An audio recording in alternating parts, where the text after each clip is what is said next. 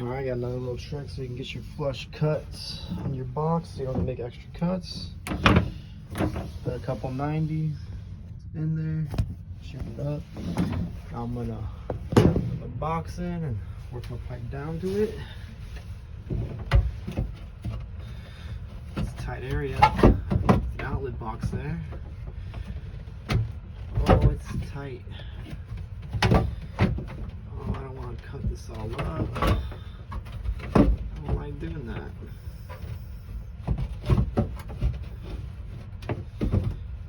Gotta make it go. There we go. That's right, baby. Let's go. Every time. Every time. You just know you know.